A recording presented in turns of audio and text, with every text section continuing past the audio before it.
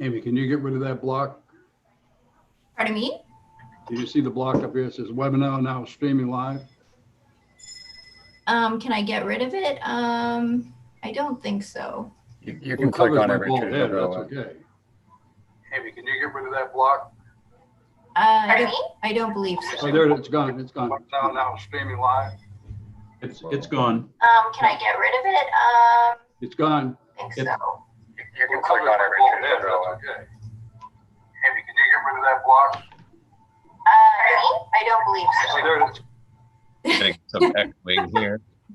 Well, you got some bad delay going on. Shoot, I just realized I was supposed to, that was because I had it, the YouTube channel came up, but I just realized that I didn't grab the link before I closed it. Okay, I'm gonna mute my mic and then just try to grab that again. Hi, Phil.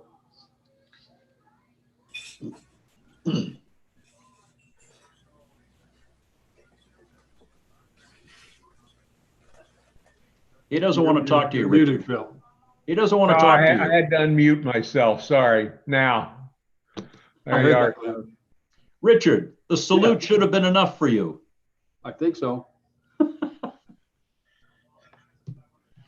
But he has this melodious voice. Right. Yep.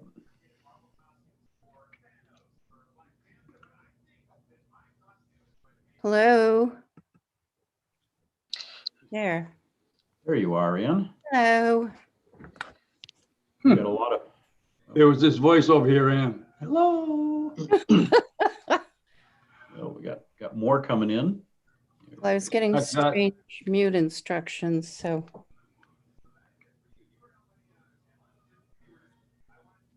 This is Dennis Hebert from Newington. Can you hear me? Got you, This is Dennis. Ken Dennis. All right, thank you.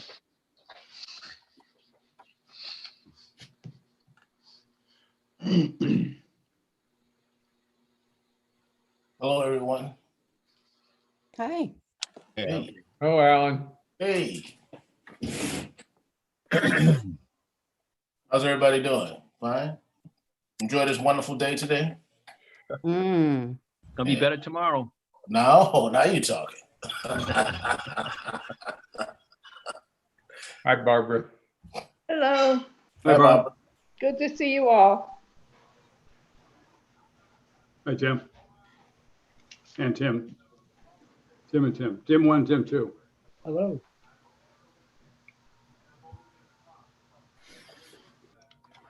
Phil Winslow. Good afternoon. Hi, how are you? Good, good. Lucy, I can see you from your nose up. Fix your camera. Fix your camera so we can see your whole face. There you go. There you go.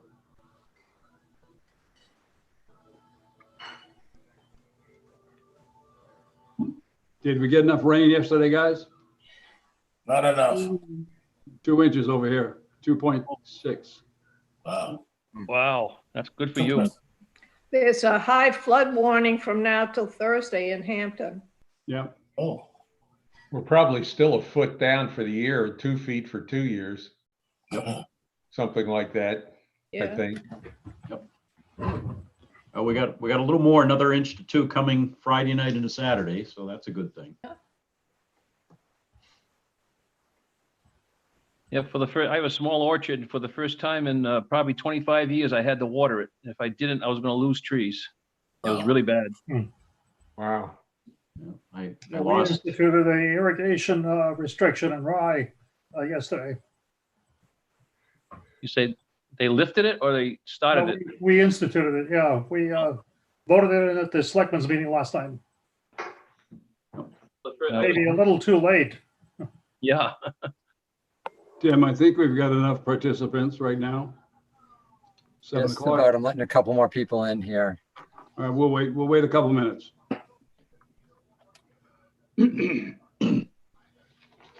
Hi, Laurel. Hey, Glenn, how are you? Good, how are you? I'm well. Good. Still home most of the time, as we seem to all be. Yeah. I You did- I seem to didn't be know, really- I didn't know if maybe you had gone back to the office. We are doing like 2 days of work a day in office per person, just to kind of space out how many people are in there. Yep. Well, that's the safe option. Yep. How about you? Are you mostly staying down here or still traveling up north? I haven't done a North Country trip in 7 months. Yep. It's amazing. I just said that to someone today. What am I going to feel like when I start having meetings all over again? I know. I actually had I have 2 meetings in the last 2 weeks. The first in-person meetings that I had been to. One was a press event in Bristol for some EDA funding for the water and sewer there. And Nice. and the other one was up in Wolfboro for some of the broadband activity. But both Very events were very small, very limited, so. I think that's the way to keep it right now. Yep. And I apologize for anyone who hears dogs and or children in the background. Oh, that's okay. I should just print that on my screen. You may hear puppies barking and teenagers squawking for food. So it's how many dogs and how many children? That's important. Two dogs, 1, 2, and 1, 1. So puppies, and 3 teenage boys, 15, 17, and 20. Wow. Which ones are more difficult to deal with, the boys or the dogs? Yeah, get the whip. These days, the dogs. Before the boys. I had a lot of sheetrock and windows to be repaired in this house over the years. Whoa. How did they get to be that old? I know. And you know what? They've been back. They're finishing their first quarter on Friday. They've been back in school full time since August 17th. It's been so nice. Wow. Yep, they're doing a good job here. You're in Nottingham, right? Yeah, and so Co-Brown School District. And they went back full on-site? Full time, 5 days a week with masks on August 17th. And they haven't had a day out of school yet, which I'm very grateful for. Wow, that's great. It is. Do they have a testing program? They don't. Anybody who shows symptoms quarantines, and anyone who is around them quarantines. I can't imagine putting in a testing program for our high schools, just seeing what the colleges are going through. It's incredibly expensive. Oh, huge. I mean, the amount of money that UNH is spending is just astronomical. Yes, it is. All right. One more minute and we'll start.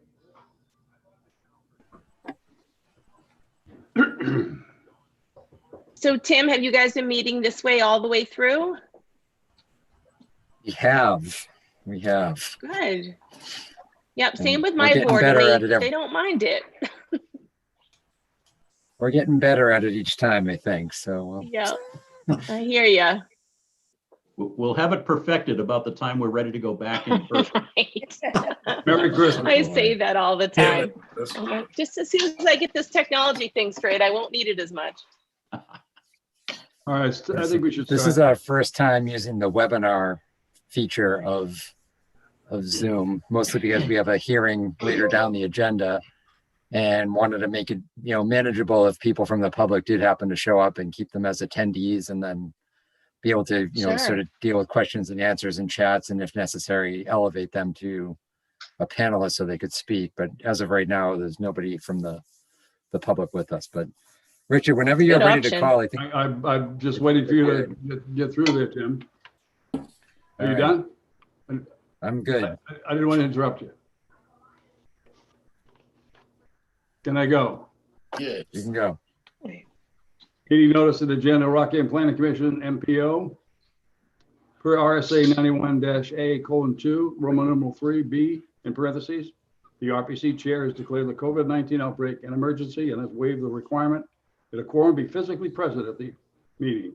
MPO and RPC commissioner access instructions to the meeting is found on the reverse of this agenda.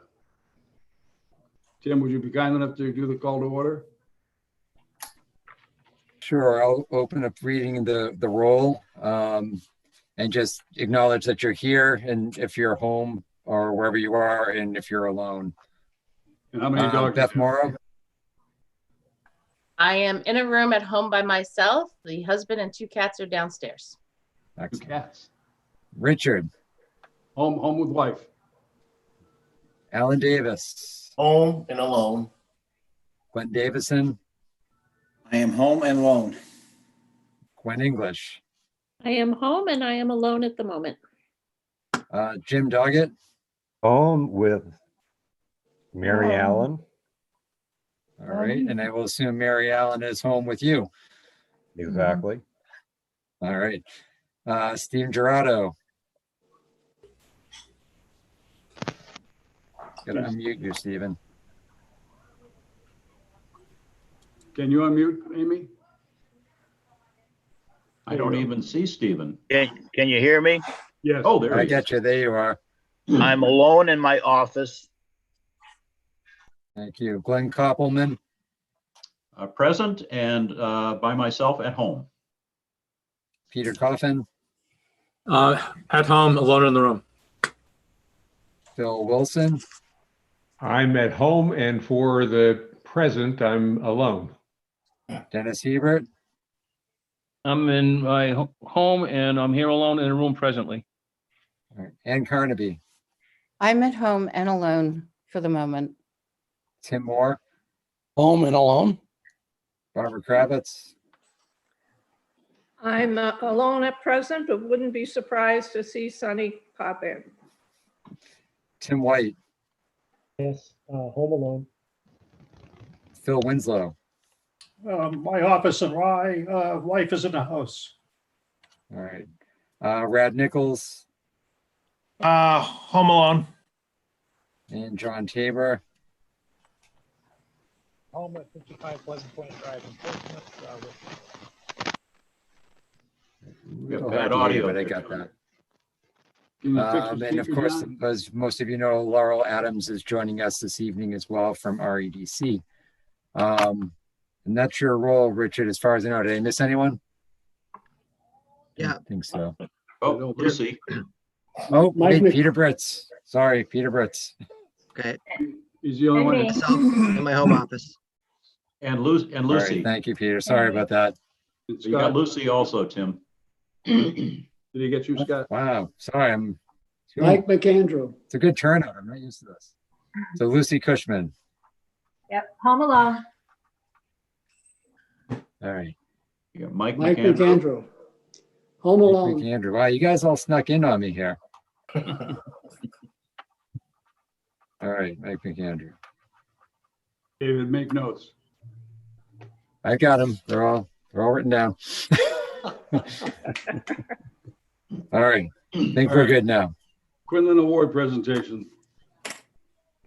Yeah, so we're fortunate tonight to have Laurel Adams join us, the recipient of the Quinlan Award. I'm going to just quickly turn this over to Barbara Kravitz, who nominated Laurel for the award, to say a few words and have a presentation. Barbara, the floor is yours. If everyone else could mute themselves, just to make sure we don't get interrupted. Thank you. Hi, Laurel.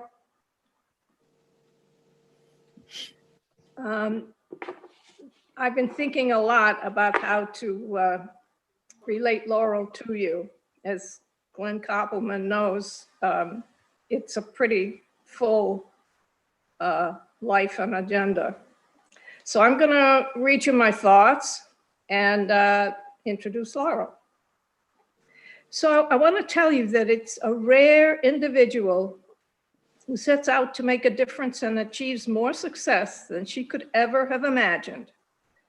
It's my honor to introduce you to just such a courageous person, Laurel Adams, president of the nonprofit Rockingham Economic Development Center, who is with us tonight as the winner of the RPC 2020 Quinlan Award.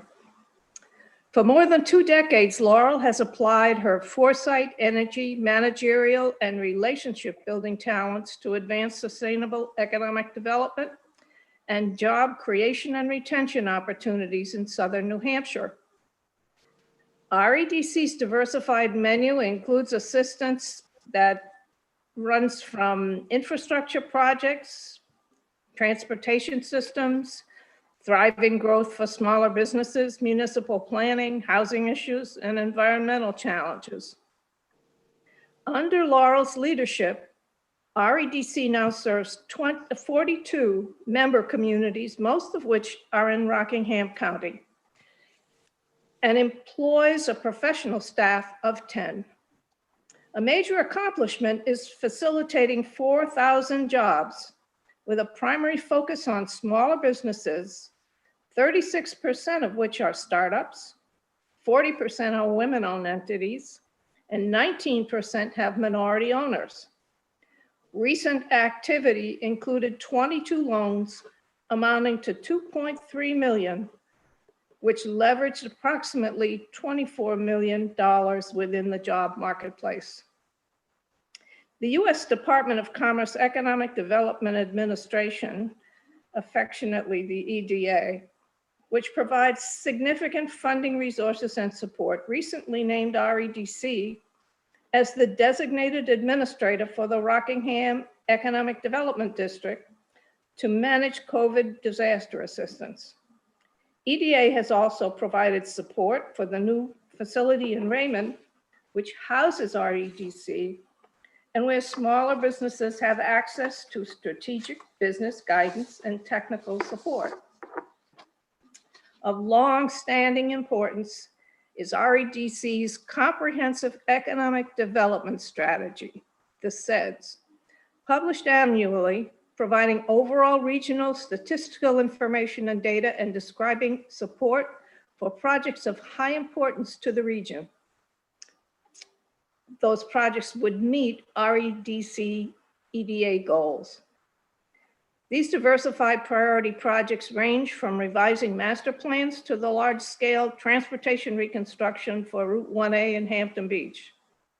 For the current year, the CEDS lists more than 30 priority projects in the region, vetted by our REDC staff, and chosen by a broad-based CEDS steering committee comprised of regional leaders. The priority project designation is very helpful when seeking access to project funding from federal and other regional resources. Examples of EDA REDC direct assistance include restoration of segments of the Seabrook Fisherman's Seawall and partial infrastructure funding for the Smutty Nose relocation in Hampton. And the CEDS is submitted to EDA for review and acceptance annually. REDC's newest venture, the New American Loan Fund, assists entrepreneurs resettling in our region with funding and business assistance to grow their smaller businesses. This year, REDC applied $458,000 towards support for these local enterprises. To help advance REDC goals and outreach, Laurel has the support of a committed board of directors who encourage and strengthen her vision. Going forward, the plan is to address resiliency challenges by offering the region more products and services, and at the same time, increasing REDC's own employment base by adding technical assistance staff to serve companies and communities. Laurel has fostered a cooperative working relationship with Tim Roach, and I am privileged to represent RPC on the CEDS steering committee. As more than one member of RPC's executive board mused, no one is more deserving of the Quinlan Award than Laurel Adams. So that's my introduction. Good job. Thank you, Barbara. So it's Laurel's turn. And as threatened, both children and dogs are joining us for this moment. Well, Barbara, thank you so much. Should. Yeah. Barbara, thank you so much for those kind words and for the time you put into, writing that kind of capstone of my work at REDC.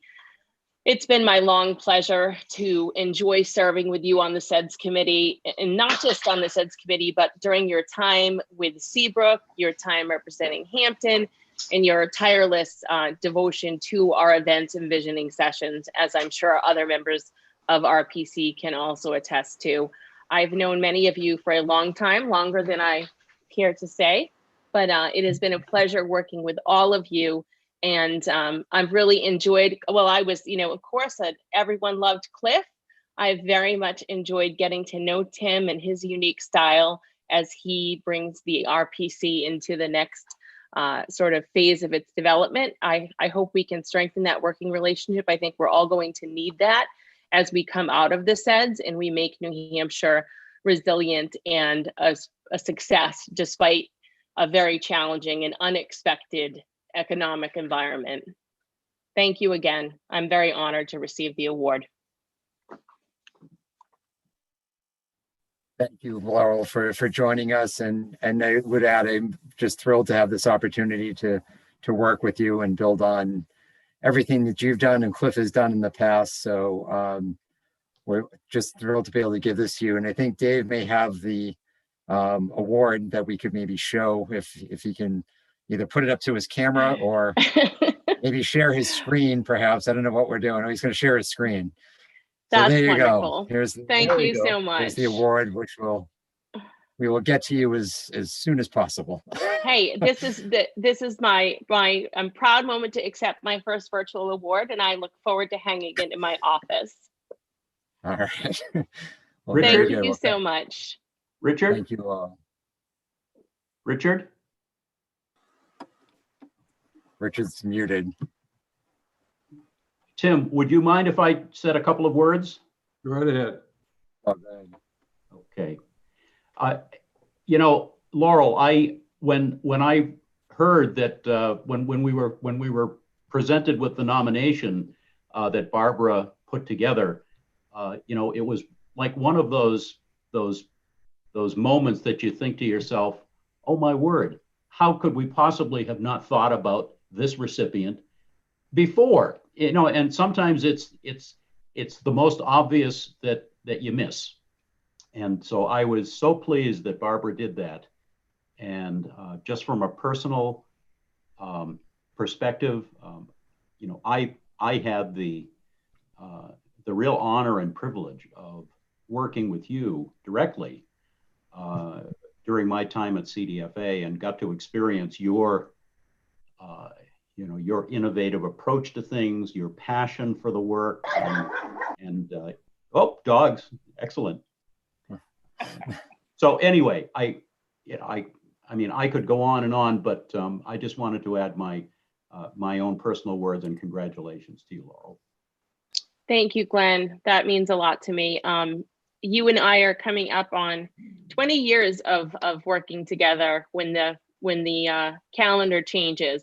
Yes. And for my sake, I'm hoping that it's a more normalized year for all of us. But thank you for the kind words. I very much appreciate them.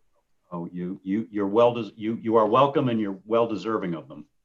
Laurel, I haven't had the opportunity to work with you with my little Hampton Falls hamlet, but I've heard a lot of accolades and kudos, so I'm all for it, believe me. Thank you, Richard, and hopefully we'll get a chance to work together in the future. Yeah, I'm not through with you. We're definitely getting more into land use issues and housing issues as we start to see that kind of tie together with our mission. And it's always been our core to take that visioning from our communities and our participants and then bring programs to fruition. So I'm sure we'll have a chance to work together. Certainly. Thank you. Thank you again. Well, thank you, Barbara, for nominating. Do you want to see if anybody else wants to say anything, Tim? Absolutely. Any commissioners? Raise hands, speak up. Anyone? Go ahead, I'll just Phil. say, Laurel, Phil Wilson. thank you for a job well done. You've helped us all from one way, either directly or indirectly, and we really appreciate it. Thank you so much, Phil. You're welcome. My pleasure. Anybody else? Going once? Well, thank you. And go ahead, Laurel. I'm sorry. No, Did I interrupt somebody? No, this is your Your cue. No, Go I ahead. was just going to say thank you, and I'll probably excuse myself so that I don't have to continually mute the zoo that is in my background at the moment. This is Dennis Hebert. If we were at a regular meeting now in place, I think we all be applauding out loud. So I hope you can Thank hear you. all the applauding. So My congratulations. pleasure. Thank you so much. Now, don't Have a take- wonderful evening. Go take care of the boy. Laurel. Have a good night. People are waiting for dinner. Good night. Great. All right, Richard. The MPO minutes from August 12. Motion to approve? So move. I hear a second. Dennis from Newington, All right. Dennis is Dennis Hebert. Dennis Hebert. Okay. Any abstentions? We got a Any roll discussion? call I vote. abstain. Phil was abstaining. You need to do a roll call. Yes, go ahead. I got to Tim. do a roll call, Richard. Yep, go ahead. All right. Beth Morrow, Yes. Richard McDermott, Yes, sir. Alan Davis, Yes. Glenn Davison, Yes. Gwen English, Yes. Jim Doggett, Yes. Mary Allen, Stephen Gerardo, He's muted. Stephen, you have to unmute. Stephen? I'll come back to him. Glenn Koppelman. Yes. There he is. There he is. Hey, Stephen, we get your approval or are you abstaining? Yes, please. Yes. Okay. Peter Coffin, Yes. Phil Wilson, Yes. Dennis Hebert, Yes. Ann Carnaby, Yes. Tim Moore, Yes.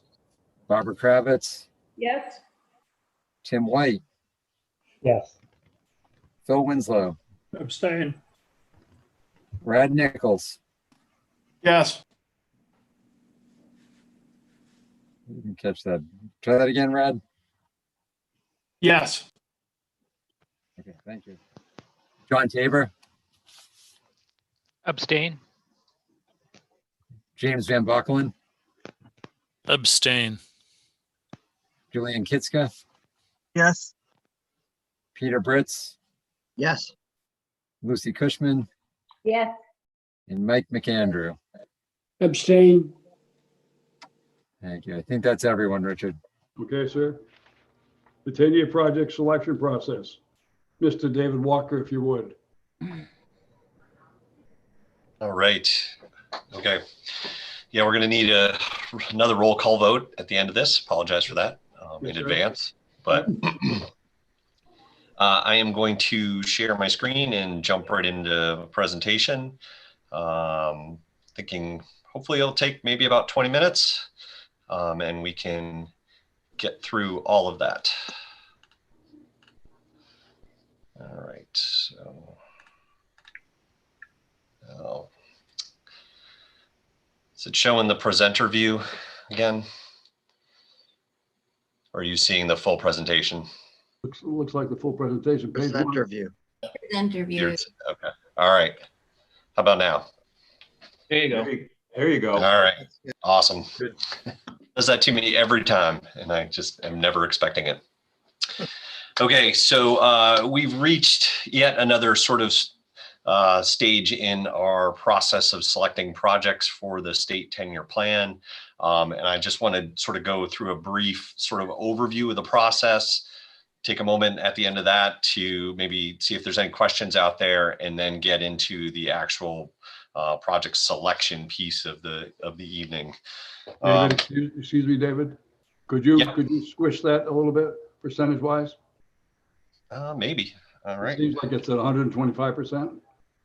Yeah, that's no, that's try that again.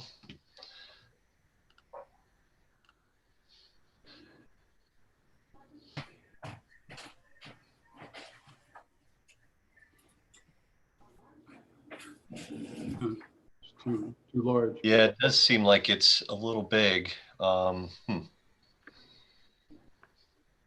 Folks can do that zooming for themselves. If you go to the view options menu up at the top of your screen, click on that and there's zoom ratio. Yeah, I don't seem to be able to Oh, there we change go. that on my end. That fixed it for me, David. Yeah, me too. Okay. So Me it's too. it's a setting on everybody's end. So on your Zoom options. Okay. Excellent. Well, that's good Thank to you, know. Scott. Thanks, Scott. Yes. Thank you, Scott, for the technical assistance. Okay, so just a quick, full sort of big picture overview of where we've come from and where we are going. We solicited projects from our communities and transit agencies this summer. We spent late summer and early fall sort of reviewing and classifying those projects into our three different scales that we use. And then we are created short lists out of that based on using the project selection criteria that were developed statewide and weighted by the MPO. And late last month, the TAC met to review and prioritize a sort of a single list of priorities to be submitted to the DOT as candidate projects. And tonight we're here to get the policy committee approval on that short list of projects to be the candidate projects list. Once we've got that set, we'll send that off to DOT. They'll do engineering and cost review on those projects and send them back to us for us to make final approvals on a fiscally constrained set of projects for the 10-year plan in February and March of next year. So this is just showing that same information I told you, just in a calendar format. We are here actually on schedule and on time, and for once, I seem like I have plenty of time to get things done, which is a nice change. I'm not quite sure how that happened, but I like it. So tonight we'll be doing this. We have to submit the projects to DOT by the beginning of November, the 6th to be precise, and then we need to have our list back to DOT finalized by the end of March next year. So just a little bit of sort of guidance that we've received from DOT on the 10-year plan process. A lot of this is very similar to what we see every cycle. We're adding construction for projects to the last 2 years of the 10-year plan. This would be years 2031 and 2032. Our target funding for the region remains the same as it did last two cycles. So that's 6.7 million roughly. And out of that 6.7 million, we do have to include inflation at 2.8% per year, which is a slightly higher rate than has been used in past cycles. And also that 10% indirect costs for DOT management of projects. We have a common set of project selection criteria that we developed with the other 8 RPCs and DOT this last spring, and we are using those. And then again, as stated, all the projects have to go through some sort of engineering and cost review before being added to the 10-year plan. This can be done either by DOT or by private engineers if we were to hire them and have them done. And when we submit projects to DOT for review, we can submit projects up to our budget target plus 2 additional projects. So, and then DOT has, as sort of the final piece of this, they've committed to adding our priorities to the 10-year plan sort of as we present them and put them forward. But, you know, all projects must go through the GASSET process, and as that is a political process, things can change. So nothing is guaranteed until the governor signs on the dotted line, a year and a half from now.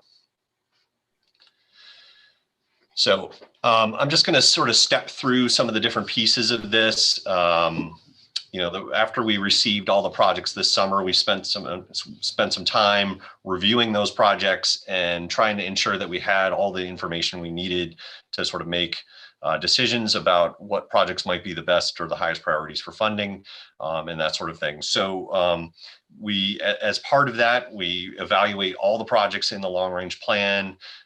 to check to see, are these projects that should be kept in the plan? Should they be dropped? Is there any, we have a handful of projects that have been hanging around for over 20 years that don't seem to be going anywhere, don't seem to have any support from the community or interest. So things like that, we consider dropping those at the time.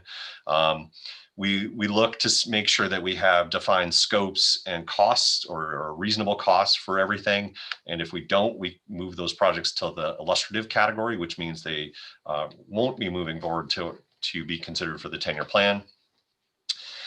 We are checking all the data on the projects to make sure that it's complete. We look at updated traffic count data, updated crash data, all that kind of information to make sure that we have the most recent and up-to-date information available. We check costs generally, certainly not an engineer, but can often tell when a project is vastly underestimated in terms of cost. And then finally, we classify projects into that sort of local, regional, and interregional groups that we've talked about at previous sessions. This is a way to try to balance sort of competing needs and priorities across the region, from the very small localized projects to the very large regional projects.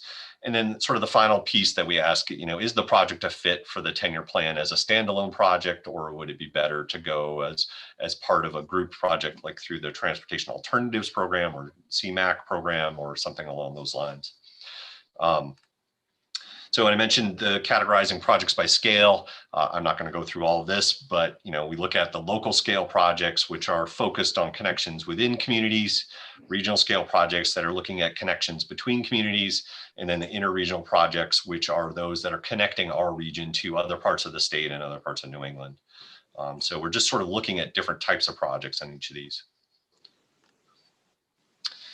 So when we get into the actual project selection for the state 10-year plan, we look at sort of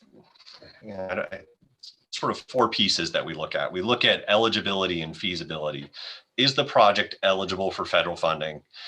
Is it feasible, and is what's being proposed sort of a reasonable approach to to addressing the problem? And then, is there community support and regional support for the project? Once projects have sort of gone through that step, and we've narrowed it down to those that are eligible and feasible, we go through this initial scoring, and this is where the project selection criteria come into play. And we measure each project against all of those project selection criteria and come up with a weighted score for each project. And from that, we develop a candidates list. And the TAC at their meeting last month discussed the projects, and we developed the candidate list from that set of projects. And what was presented to them were the top 5 projects from each of the local, regional, and interregional categories. So once the policy committee approves a set of projects tonight to go forward to DOT, those will be sent, well, like I said, sent to DOT. So for review. And then finally, once that information comes back from DOT and any feedback on that engineering and cost review, we'll set our final 10-year plan priorities for this cycle. And that'll be the TAC meeting in February, where we'll talk and figure out what projects are going to move forward. And then it'll be finalized at the policy committee meeting in March. So here is the weightings that we had set. These were set at the last MPO meeting for each of the 3 categories, or I should say each of so we have the local, regional, and interregional categories. And then within each of these, economic development, equity analysis, mobility, we have the distribution of what the % of the score is for each of those under each of those 3 categories. So, and then within each of those areas like economic development, there are multiple criteria, for instance, the access to activity centers and freight and goods movement. So I show how the score is split between the 2 or 3 criteria within each of those areas. So, and you can generally see it's generally split roughly 50-50, a little bit heavily weighted in some cases, like equity and accessibility. Expanding transportation choices is a lot more heavily weighted than removing barriers to access, for instance. So all the projects were scored using these criterion, and we came up with overall weights for all the projects and ranks, and then also ranked within each of the three local, regional, and interregional categories. That was just a real quick high-level overview. Does anybody have any questions at this point before I jump into the more specifics or the specifics?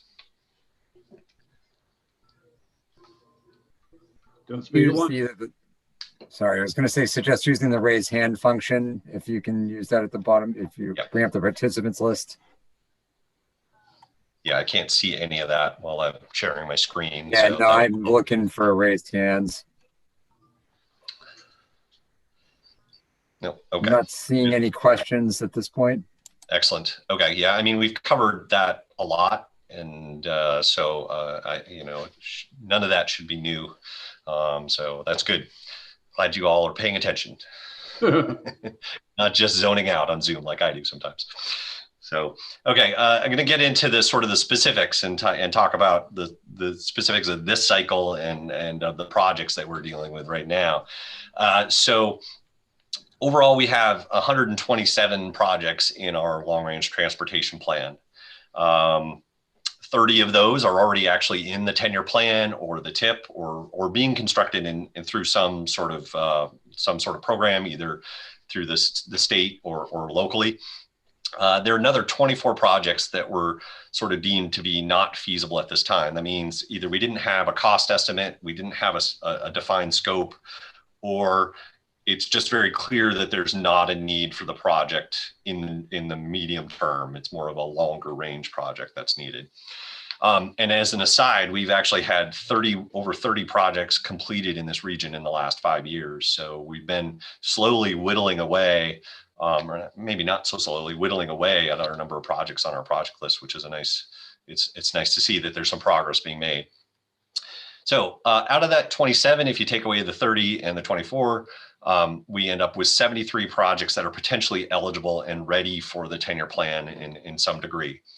So those projects are split and classified as local, regional, or interregional and scored according to the project selection criteria. So we had 24 local projects, 27 regional projects, 22 interregional projects.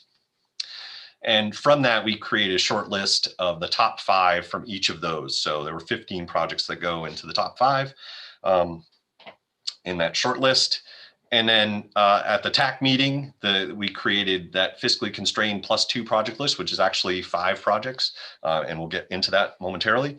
And then we'll see how many projects we actually get into the 10-year plan at the end of this. But it will be likely less than 5, because if we did all 5, we'd be well over our regional budget at this point.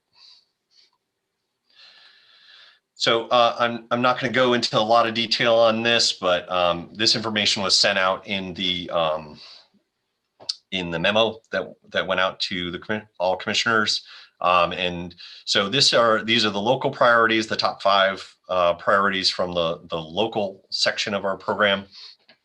The Maplewood Avenue project in Portsmouth was the highest ranking project in that category. It's about a $9 million project once you inflate everything. Rather expensive, above and beyond our budget at this point, but still an important project to consider. When, in these tables, I also included, some of the things that we looked at. I didn't have the space or the bandwidth to sort of include all the scoring, but when we're looking at these projects, we're looking at pavement and bridge condition. Is it a congested area in our congestion management process? Is it a higher crash or lower crash location? Is it an area that's vulnerable to climate change related issues such as sea level rise? And then, is it identified as a critical link in our level of traffic stress study that looked at critical links for bicycle access? And then also we conducted a priority sidewalk analysis in the region to see which which areas of our region are more dependent upon the sidewalk network, or there's more dependency upon the sidewalk network. So those are just some of the things that we were looking at, and they all get pulled back into the criteria, but it's just trying to illustrate, some of the differences between these projects. So these are the local priorities. Again, the Portsmouth Maplewood Avenue project was the highest scoring of these local projects. In the regional priorities, again, 5 projects. The Hampton Falls are portion of the East Coast Greenway. So this is the sort of the missing the gap in the East Coast Greenway at this point, between what's proposed for construction is the only remaining piece left of that East Coast Greenway, and that was the top ranked project in the regional category. It was also the highest scoring project overall. So that's about a $5.5 million project. And there are some poor bridges in that area. In fact, I think I'm not even sure they're functional at this point, but they're listed as yellow in the state's database. And so, some of the other things that we looked at, is the area congested in the congestion management process? No, because it's not an on-road facility, but US 1 adjacent to it is in our congested area in the congestion management process. There's not so many crashes on the Greenway, but again, US Route 1 has quite a few, although not so much right in that vicinity. So we're looking at these different pieces of this again. And then finally, in the interregional priorities, the Route 1 bypass traffic circle was the top ranked project of those. Again, this is a project that is over beyond our budgetary limitation that we have. Not that we couldn't put that forward, but it does create some issues. So again, we looked at these different pieces of this, and you can see sort of how those are considered in the scoring. So let me just go into some of the considerations that we had to include. So again, all these projects included indirect and inflation costs, so that they aren't, they have a baseline cost that we inflate out. I inflated out construction 10 years on each of these, right-of-way costs 9 years, and engineering 8 years. That may have to be adjusted as we go forward, and as DOT gets a better idea of when things might be programmed, it might change the number slightly. 2 of the 3 sort of top ranked projects are higher, in cost than our target budget. So that's just something to keep in mind. Some of the estimates on these are getting a little bit long in the tooth. The US 1 bypass estimates are based on a 2004 study. US 1 Route 125. But those are based on studies that are now 10 and 12 years old. So they're getting a little bit older. So we just have to keep that in mind a little bit, that may result in some changes on the DOT end when they review these. On the flip side of that, several projects, particularly the Portsmouth Islington Street, the Maplewood Avenue project, the Ocean Boulevard project in Hampton, East Coast Greenway project, and the Stroud Circle have all had fairly recent estimates done by engineers. Those are all been completed in the last 3 or 4 years for the most part, I think. So those are all fairly recent. There were a couple of projects, the Bartlett Street Bridge in Portsmouth and the Epping Route 125 project with the intersection of Route 155 that seem like they're potentially fairly heavily underestimated. But if those make it forward to have DOT evaluate, they'll weigh in on that. So just things that we need to keep in mind. And then, so the things that we needed to do and what we talked about at the TAC last month were, do we select a single large project, or do we go with multiple smaller projects like we did the last cycle? Do we need to try to select projects from each category, or do we want to focus on one particular area?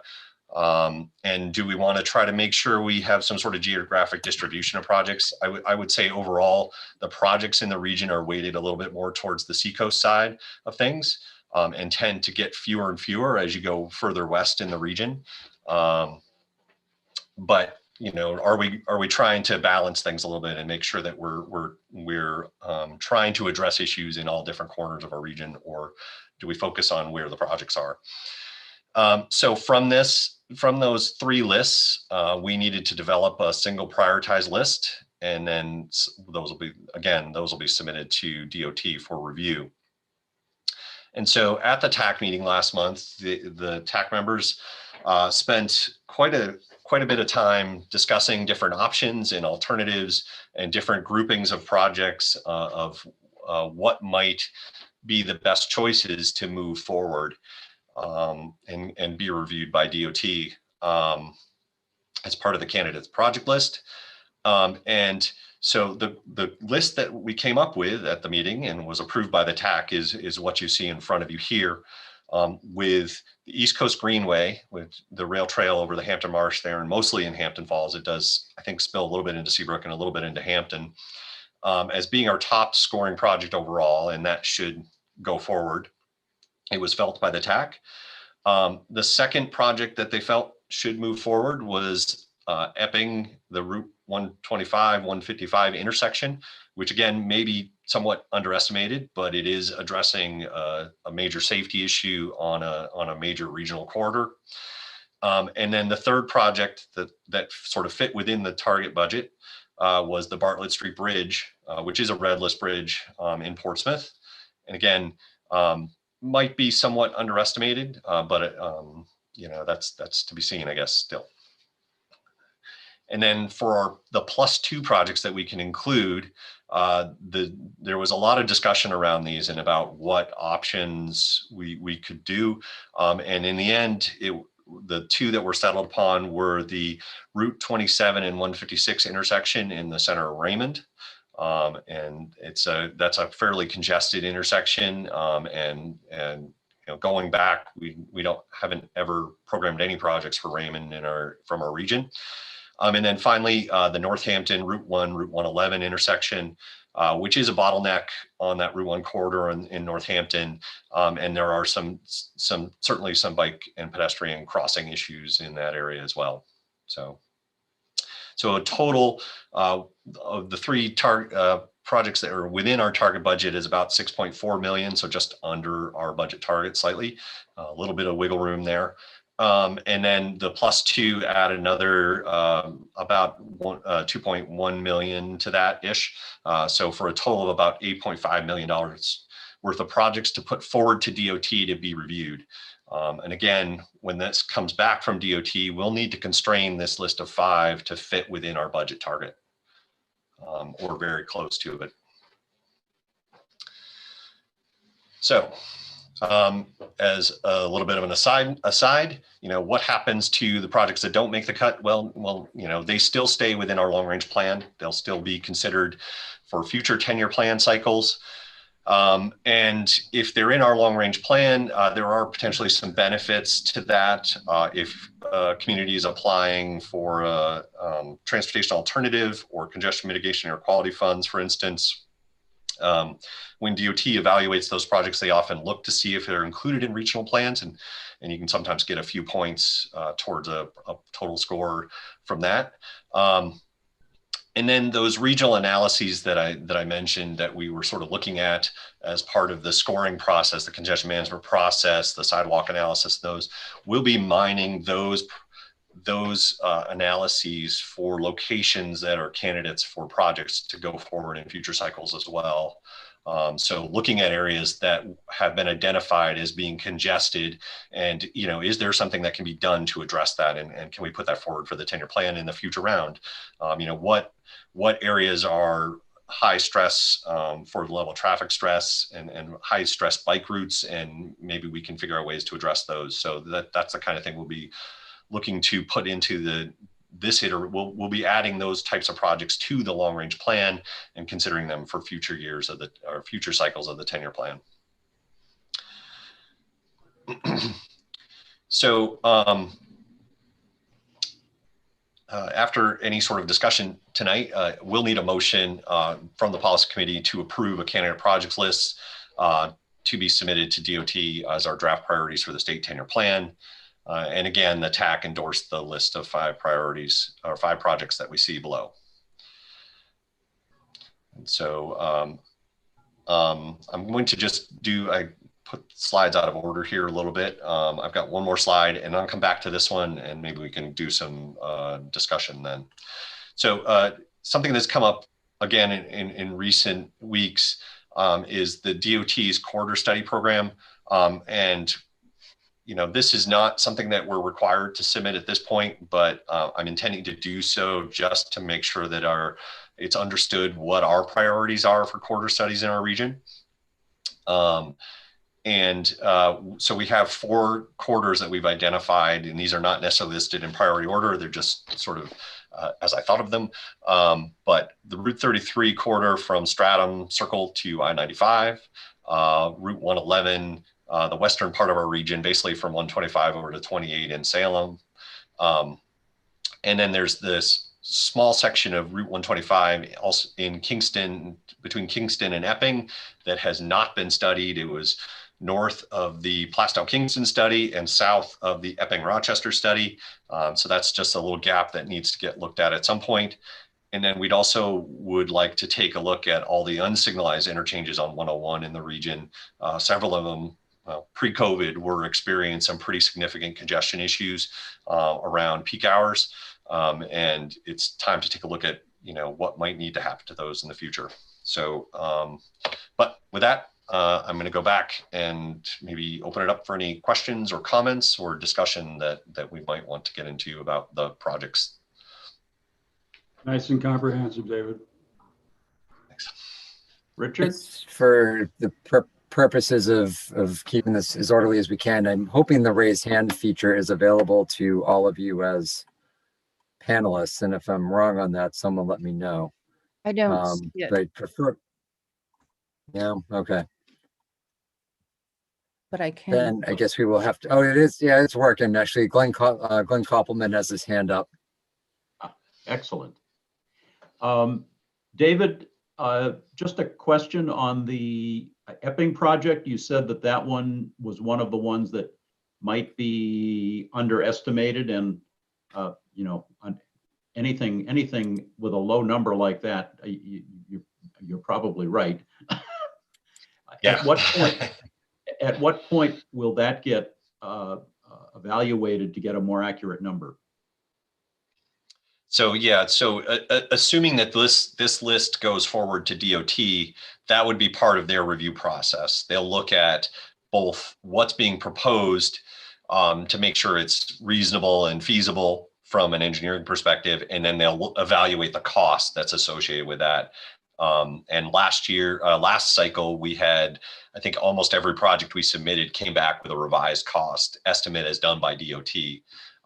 So that was part of the service that they provided us as part of that. And so that's when we'll see. So when it comes back to us in February, we probably won't see 431,000 there. My guess is we'll see something probably closer to double that. Right. Okay, thanks, David. Sure. John Tabor, your hand was up. Yes, thank you. David, glad to see Bartlett Street Bridge on the list.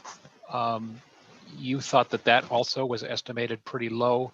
And does that include any widening? Because that's a real choke point right now. And we've got a couple of 100 units of new housing going in that area.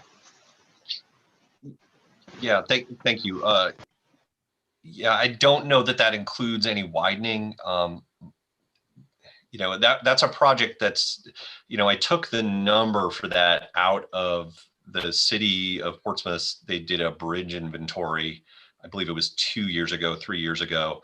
And that estimate was included in there. This is an inflated number, of course, that goes out a little further. So that's a one I really have. Again, not being an engineer, I don't necessarily have a great idea. My thought is because it's under 500,000, it seems like it's low, but it is also it's a culvert, if I remember correctly, so it may be cheaper to replace that than I imagine. And then I believe Juliet Walker also mentioned that there is some discussion about some private development that may also be figuring into that mix somehow. So, those are all things that need to get considered in this. And I'll send the information up to DOT as to where I got the costs on the project, and they may be fine with it. It may be under. It's one I'm just unsure of.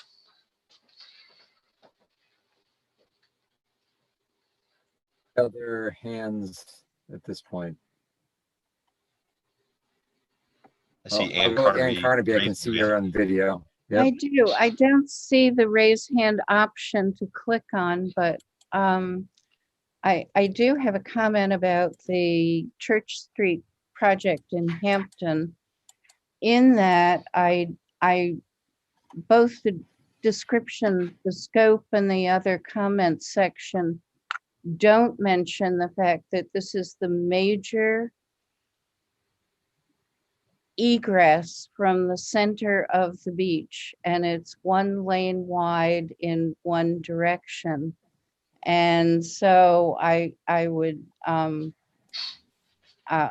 point that out and hope that it would get some further consideration the next go round, at least, to anything that can be done to stabilize that road so that it's not under construction or not full of potholes or whatever can be done. Any other way off the center of the beach from Ocean Boulevard would involve having to redirectionalize some of the streets in order to get off the beach. So I just wanted to offer that comment. Okay. All right. Thank you. Thank you, Ann. Yeah, that project is actually one that's been in the plan probably about 10 years now, and was proposed as a reconstruction project of Church Street. It wasn't proposed as a widening or an improvement, but just simply a reconstruction. That being said, I would expect that given the Ocean Boulevard engineering work that's going to be starting, we might have a better picture of what's needed for Church Street, a year from now or 2 years from now when we're doing this again. Well, widening would be a wonderful thing. It would make some people unhappy, but if you're increasing the flow of traffic on Ocean Boulevard, it's still 1 lane wide going off the beach. Yeah, certainly some right-of-way issues there. Yeah. Very narrow. So, all right. I can't find the raise hand function on my screen either, Tim. It's Phil Wilson. Glenn, I'm sorry, Phil, 1 second. Glenn Koppelman, can you explain where that is? If you unmute. Yeah, it's on participants. If you click on participants, I think you'll see the raise hand. Oh, yeah. I see Down Dennis. at the bottom. No. Aha. All right. Let's see. All right. Raise So hand. Phil Wilson, I'll give you the floor first, and then I'll go off to the others that have found it now. Okay, David, I don't know whether I've been asleep for I don't know how many years or what, but I was kind of surprised to see this Northampton project on the list. You said it's there because it's a bottleneck. Sometimes there's a reason that you have a neck on the top of a bottle. And so what I would ask you is, do you have any details about what they're proposing to do? Well, that's the project that was in the Route 1 corridor study. The corridor study? And I speaking honestly, was surprised that it sort of floated into the top 5 as well. But that was based on the scoring.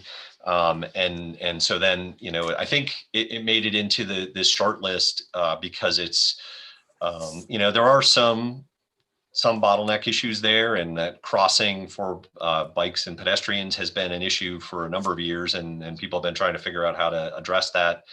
And I think it got into the short list also because it's sort of a reasonably costed project, in terms of it's $1 million project-ish, and that's reasonable to ask DOT to evaluate.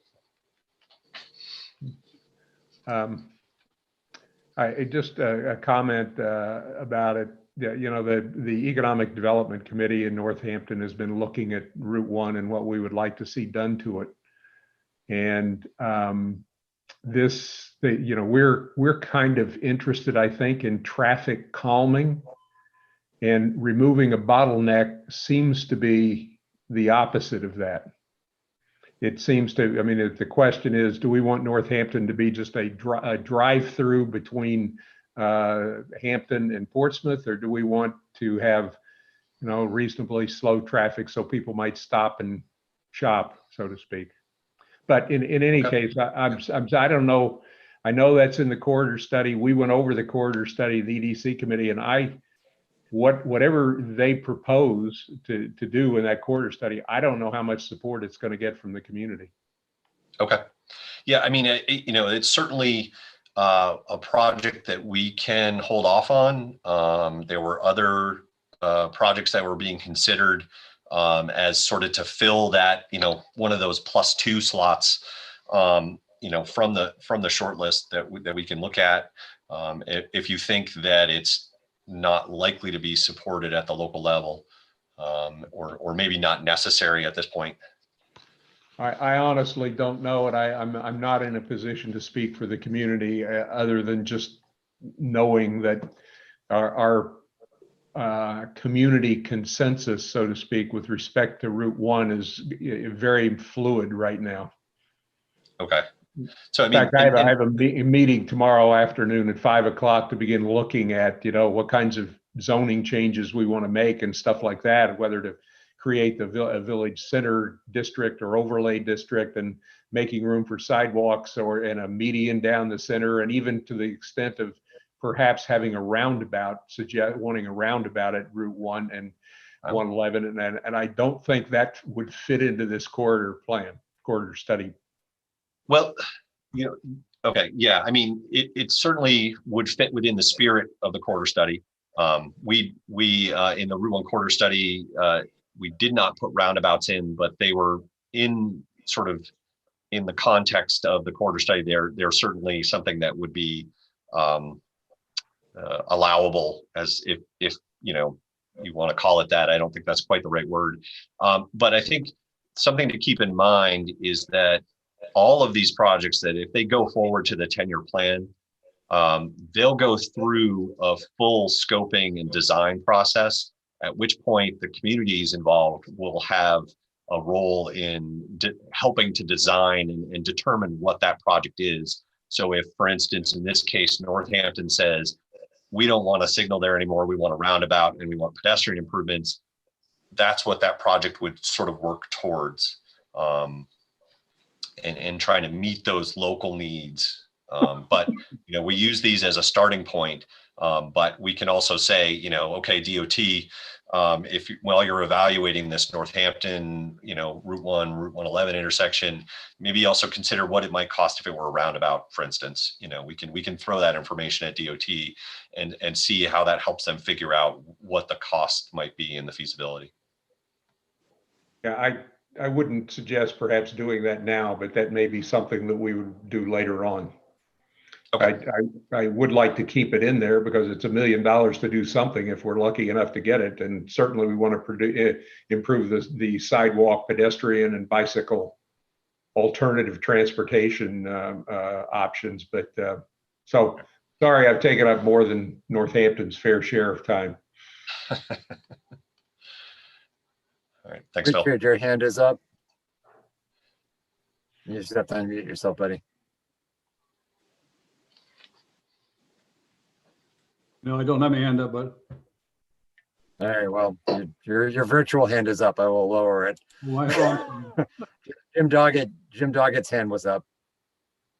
Just want to make the motion to approve the candidate project list.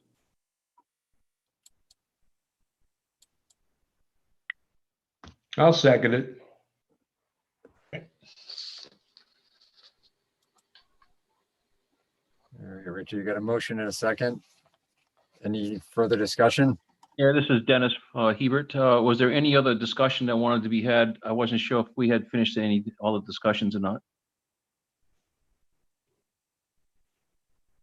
Happy to take any further questions or comments or considerations that anybody might want to have. I'm okay with the motion and everything. I just wasn't sure if everyone had a chance to say what they wanted. Yeah, I'm not seeing any other hands raised prior to the motion, so. Okay, thank you. Could I just say, here's my hand? I don't know how, I can't find how to do it automatically, but if it's okay, I just want to raise one aspect. Sure, Barbara. This is my helicopter question, which I've tried out several times. So I just want to put it on the table, not necessarily relating to this, to the approval of the list that the TAC is recommending.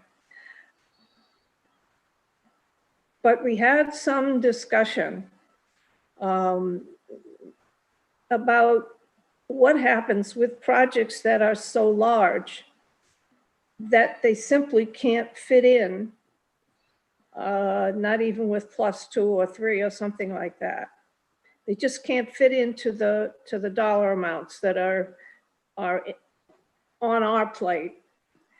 And there was some discussion last year about the possibility of looking at a project that was large, over costly, and figuring out whether there was a way to spread it out over, say, 2 cycles or something of that sort. And I don't have a particular one in mind, at least I don't have any in mind that's on the candidates list. But I do think that this is something that would be a useful conversation to see whether that is, that's a viable way to at least look at some of the projects. Right. So it's a DOT question, obviously. Yeah. But I did want to put it on the table because we keep coming up against, hello, Glenn. Hey, Barb. Hi, we keep coming up against it, and yeah, we had the conversation. So, and you were quite illuminating on what possibilities might be. So I would say to you, if maybe you could kind of picture that out a little bit to see whether I'm just up in the trees somewhere, or whether there really is something that in the process, generally, we should look at as being a viable and important possibility. Yeah, so there's a couple of things. You know, we at DOT, we do struggle with these bigger projects that are, you know, be considered maybe even multi-region. Is how do we bring these forward? Because it's a lot of times it's too big for our for our budget, unless we're basically it's legislative sponsored. We're kind of directed to do that project. For the really big projects, you know, we have the Exit 4A project coming up, and that's way more legislatively driven. So we do make those happen. It raised to a level of that kind of a priority. And so we do what we can to make that project happen. But with that said, when you submit your projects to DOT, like Dave was saying, we'll bring corridor projects forward to just make DOT aware. These big projects like that in your region, they should be brought forward with your 10-year plan projects, not as something that you want to try to fund, but make sure that our commissioners and our directors are aware that these projects are out there. The other one is if it's a big project, the funding, there is options to move ahead with using several cycles of 10-year plan in order to pay for it. So if you wanted to put, you know, a bigger project like maybe $3 million, $3 million this cycle, and 2 years from now, put another $3 million in additional cycle, that is a feasible solution. and some RPCs have done that now. There's bigger projects, Southern New Hampshire, that are very large and underfunded, and they've elected to basically fund those projects over several 10-year plan cycles. So there's a couple options there. Yeah. Thanks, Glenn. Yeah, I mean, we always have the option to pick essentially one large project and fund it over multiple cycles.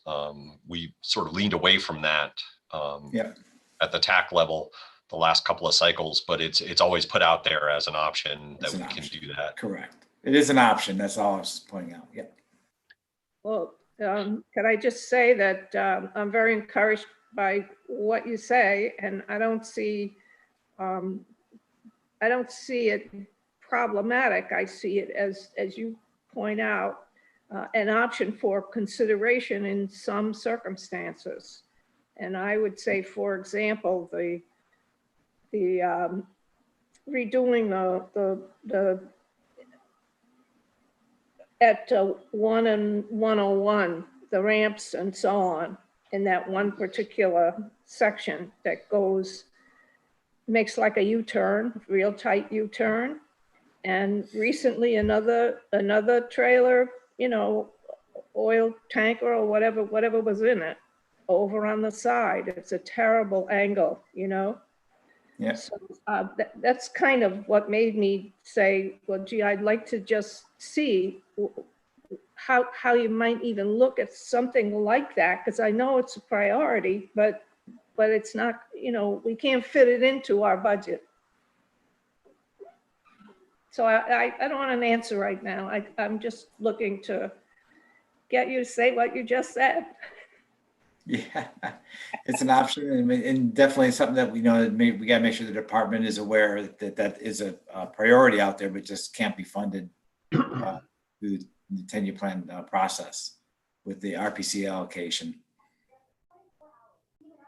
All right, we do have a motion still on the table from Jim Doggett to approve the priorities as proposed, and it was seconded by, I think, Phil Wilson. Yes. Move the question, please. Right. I'm going to call the roll for those in favor.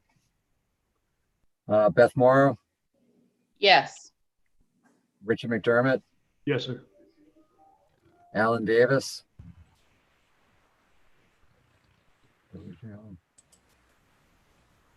Move on. Gwen English, Yes. Jim Doggett, Yes. Mary Allen, Yes. Stephen Gerardo. I have a question. You won't unmute me. Can I have a Oh, question? yeah. You can unmute I don't know yourself. if you heard me or not. I voted yes. Okay, no, we didn't hear you, Alan. Okay. So Stephen, sorry, we couldn't see your hand raised or hear anything, but you can unmute yourself anytime. He is. Okay. Am I unmuted? Far. You're unmuted. Okay. Can I have a question? Make it quick. The first project, the rail trail, what's the benefit to the population on that project? I mean, it's seen as a tremendous economic development opportunity. That East Coast Greenway and the rail trail there. I mean, I think that's the primary benefit. That and moving some bike traffic off of Route 1 and some bike traffic off of Route 1A. Scott can probably speak to that in detail as he's been heavily involved in the development of that project over the years. Economic development. I mean, you're going to put businesses along that road, rail? Actually, Unitil a number of years ago had hired an economic development consultant to look at a range of projects that could serve as economic catalysts for communities in the southern Route 1 corridor, so Seabrook, Hampton Falls, Hampton. And this wasn't a consultant that focused on bike ped facilities by any means, but this was the project they identified as having the best potential or the most cost-effective potential to serve as an economic catalyst for those communities. And there's good data from around the country on economic benefits of rail trails. But of course, it's a lot of money out of our little bit of monies we get to spend. Yep. Yeah, there are also some, climate resiliency benefits for the marsh from the project, given how the causeway will be redesigned to allow more tidal flow through that area, which will major improvements in that area for that. So that's another benefit. Jim's got his hand up. Okay, I want to continue with the roll. And Stephen, it's okay if you don't agree. It's okay to vote no on this motion. All right, no. Do we have another question there, Jim? I don't know, Rich. I wanted to get through the roll, but we had a motion, a second. There was no further discussion. He's had his hand up for a while. That's why I asked. Who was it? Jim. Go ahead. James Oh, so I couldn't see it. There you go. Go ahead, Jim. Go ahead, Jim. James. I was just speaking as a recreational and commuter bicyclist that getting past the Route 1 and Route 101 interchange without having to go up and around and deal with the high-speed off-ramps would make using bicycles in that area much more attractive. Okay. Go ahead, Jim. Right, so good. Stephen was a no, so I'm on to, I think I did Glenn Koppelman already. Not yet. Peter Coffin. Not yet, but my vote is yes. Okay. Peter Coffin. Yes. Bill Wilson. Yes. Dennis Hebert. Yes. Ann Carnaby. Yes. Tim Moore. Yes. Barbara Kravitz. Yes. Tim White. Yes. Phil Winslow. Yes. Brad Nichols. Yes. John Tabor. Yes. James Van Bockelen. Yes. Julian Kitska. Who's Julian? Julian, speak up. I may have lost him on the meeting. Oh, Maybe he's not. there. No, you're there. But he's Just not hearing him. I'm going to skip him for now. Go to Peter Britz. Yes. Lucy Cushman. Yes. And Mike McAndrew. Yes. All right. That looks like a 26-1 in favor. Trying Julian one more time. Thumbs up or down? Hear me Just now? record him. Oh, there he is. Yeah, there you are. So is that a yes or a no on the motion to approve the project list? No. What was it? Said no. A no? Okay. All right. It's 25-2 in favor. That carries. All right. Okay. Thank you, everyone. All right. Public hearing, public participation plan. Scott, take it away. all right, let me share my screen here.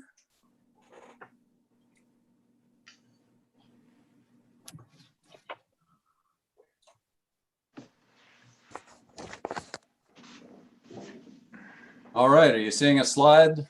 Not yet, sir. Not yet. Not yet? No. Huh.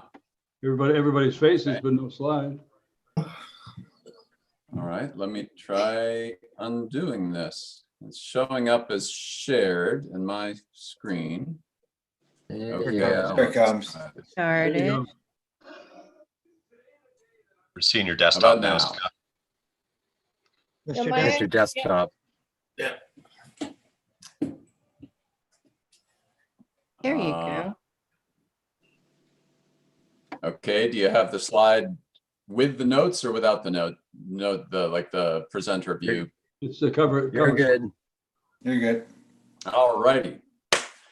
Okay, so we are currently nearing the end of a 45-day public comment period on an update to our public participation plan for the MPO. This began on the 1st of September, and it'll conclude this Friday. So the notice for the comment period and the draft document are up on the MPO website and have been throughout the comment period. There was a clean copy of the document downloadable from the website, and we sent out a marked up copy with the meeting packet to make it easy to pick out the various edits. So the TAC reviewed this at their meeting on September 24th and recommended that the policy committee adopt the document. But let's talk further about this document.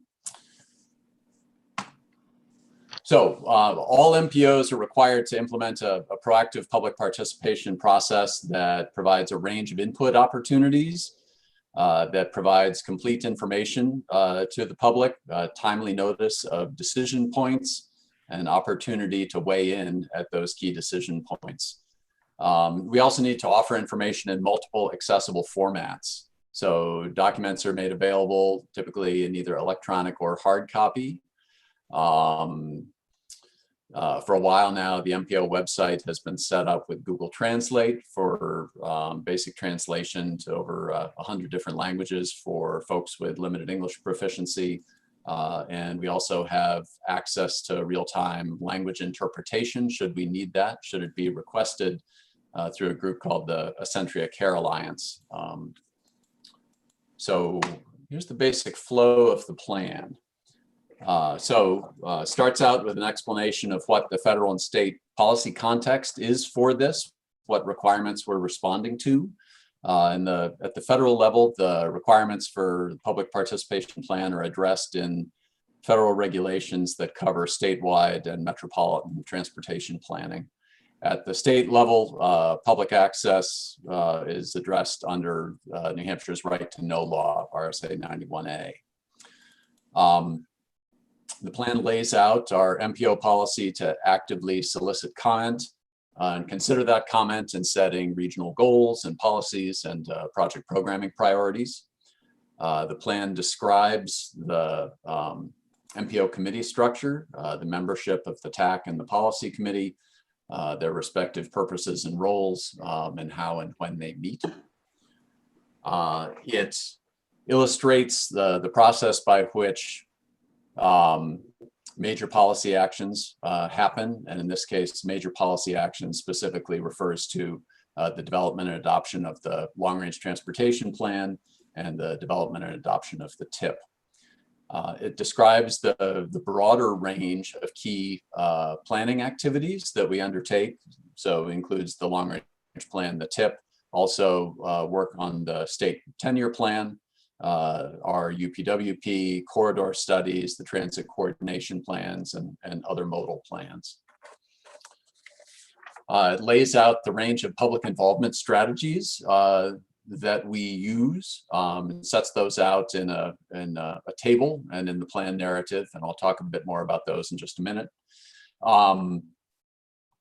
And then also summarizes how documents are made available, and the range of stakeholders that we include on our mailing list for consultation and for sending out information.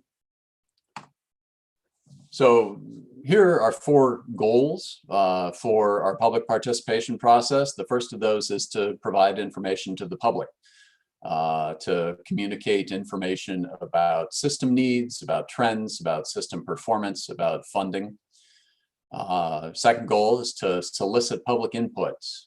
And we seek to do this continuously, but especially at the onset of a project, at key decision points within that project, and then at the point where there's a full draft of a document that's available and it goes out for public comment and has a public hearing.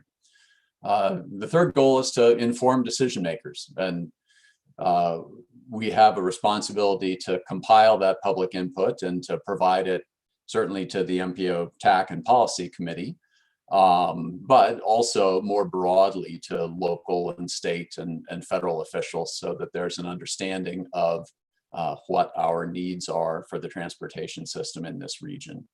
And then finally, ensuring that that public input guides MPO decisions.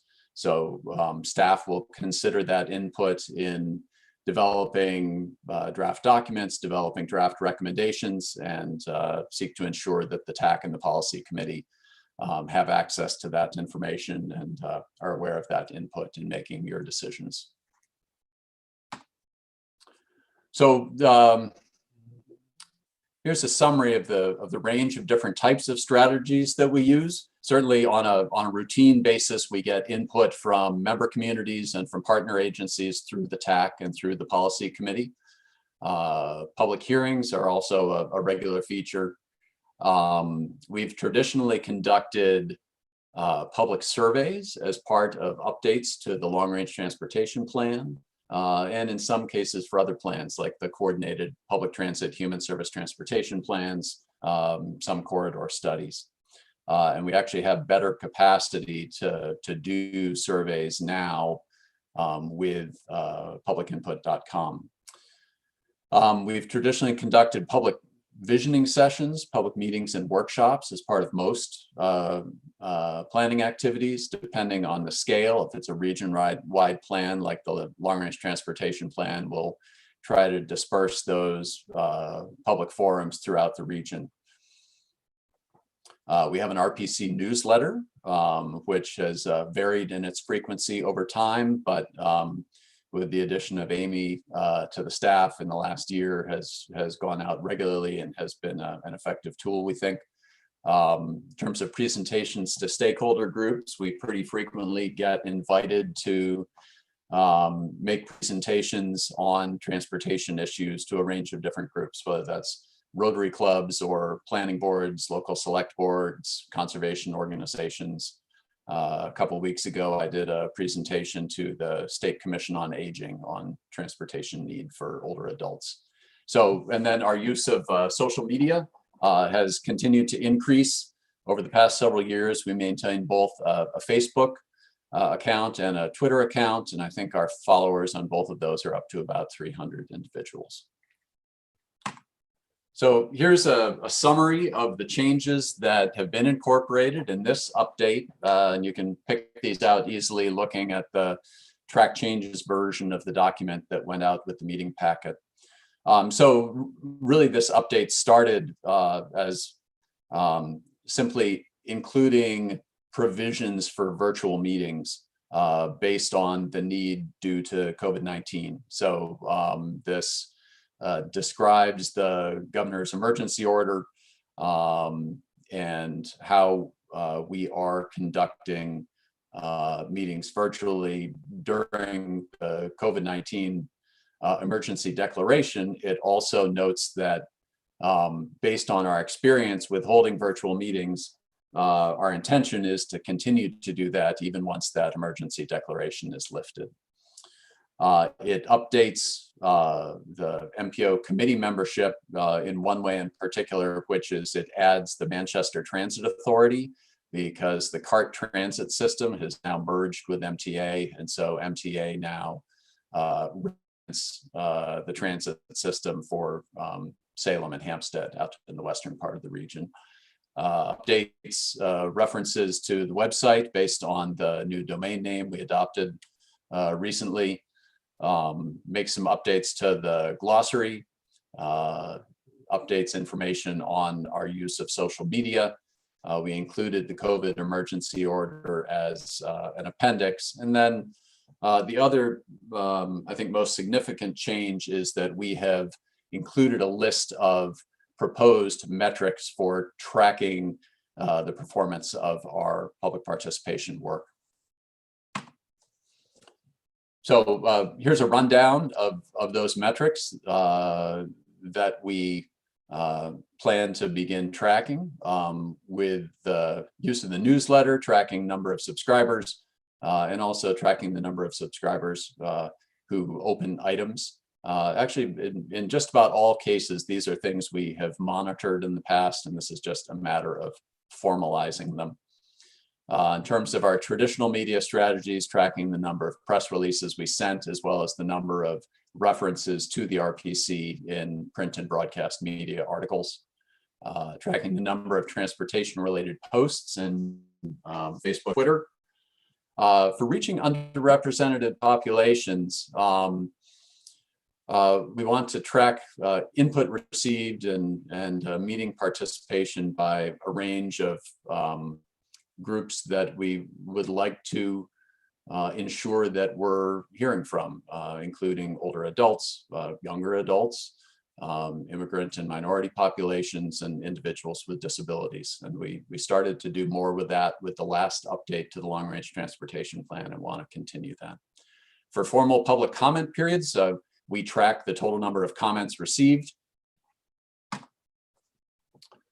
For community outreach events, look at the number of events held, number of individual participants. For public forums and meetings, we look at total number of attendees, but also how many of those attendees were commissioners, municipal officials, or broader members of the general public. On surveys and questionnaires, looking at total number of survey responses, but also trying to ensure that we get some geographic representation with those survey responses so that we get input from people across the region, not just in a handful of communities. For the website, looking at the number of monthly visits, and then for the TAC and policy committees, tracking the percentage of the communities that have at least one representative on the policy committee or their one representative on the TAC, and also looking at attendance. So I'm happy to answer any questions. Our requested action is that the policy committee discuss this. If you see needed changes, to recommend those. Because we are not yet through the 45-day public comment period, that doesn't end until this Friday. I think Federal Highways has recommended that we not formally adopt tonight, but I think what we're looking for is that the policy committee refer this to the executive committee so that they can formally adopt at their meeting at the end of the month. But with that said, I'd be happy to take any questions.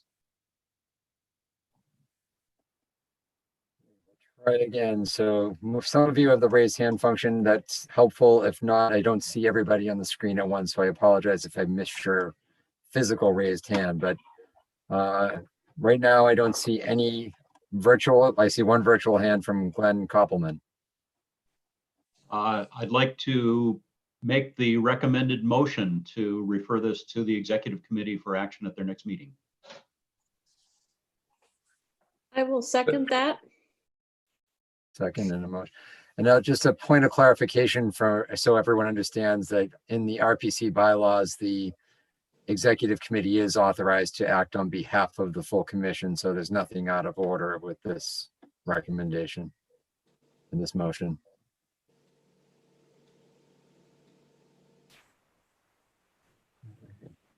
Any discussion? I'm not seeing any hands. Trying to look through everybody's video. All right, I'm not seeing any hands raised or anyone indicating they want to discuss this further. So if we're good, I'll just do the roll call, Richard. Yes, sir, please. All right, Beth Morrow. Yes. Richard. Yes, sir. Al Davis. Yes. Glenn Davison, I don't know if I called you. Do you have a vote on this? Yes. Okay. Gwen English. Yes. Jim Doggett. Yes. Mary Allen. Yeah. I believe Stephen Gerardo has left the meeting. Glenn Koppelman. Yes. Peter Coffin. Yes. Phil Wilson. Yes. Dennis Hebert. Yes. Ann Carnaby. Yes. Tim Moore. Yes. Barbara Kravitz. Yes. Tim White. Yes. Phil Winslow. Great job, Scott. My vote is yes. Brad Nichols. That's a yes. John Tabor. Yes. James Van Buckland. Yes. Julian Kitska. Yes. Peter Britz. Yes. Lucy Cushman. Yes. Mike McAndrew. Yes. I believe that is everyone, and that's unanimous. We are Thank you. coming up Project on, updates? go ahead, Rick. Any project updates, David? You want to discuss? We had put together the usual memo, but you guys don't have that. So I don't have anything that I particularly need to discuss. All right. I can't think of any. We'll send around the memo. I don't know, Scott, do you have anything that you want to talk about specifically?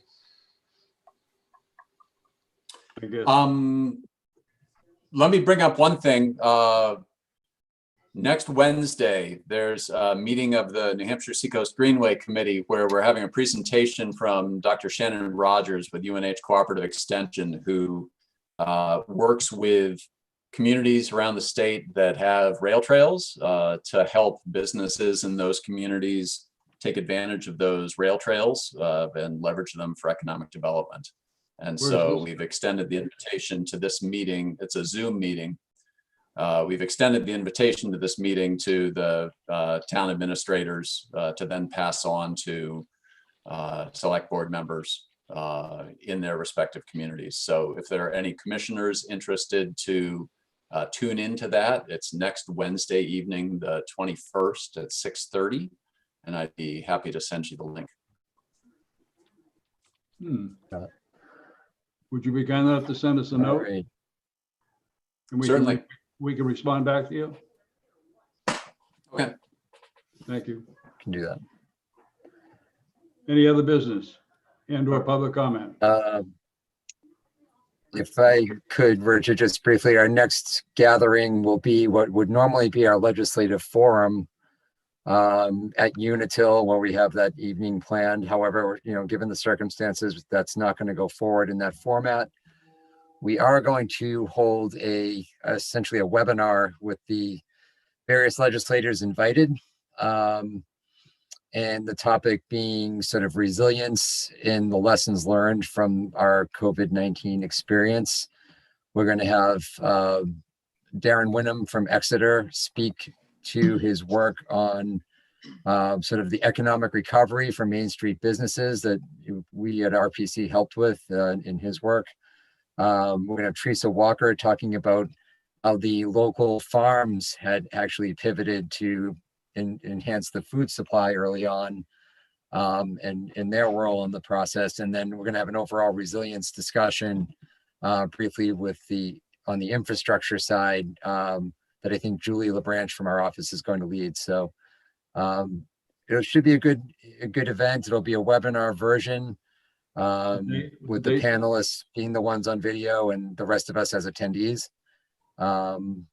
But hopefully it'll be a good event and we'll cover it that way for this coming meeting. Yes, Richard. What's the date, Tim? That's something we may end up discussing, but officially it would be November 11th, Veterans Day would be our typical meeting day. Unless there's an issue with that, I'm going to plan on holding it at that point. Okay. All right.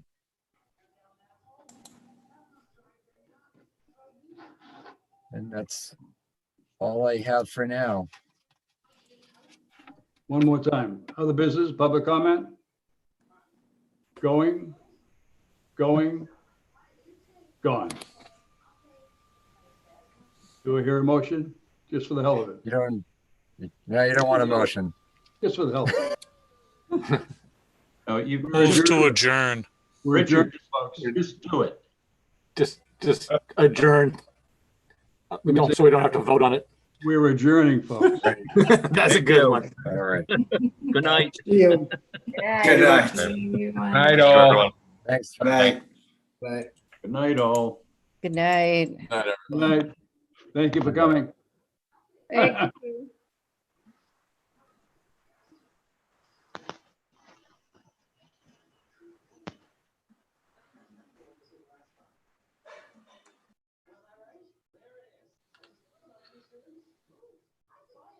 It's just us. All right, bye, Richard. Nice Bye-bye. seeing you.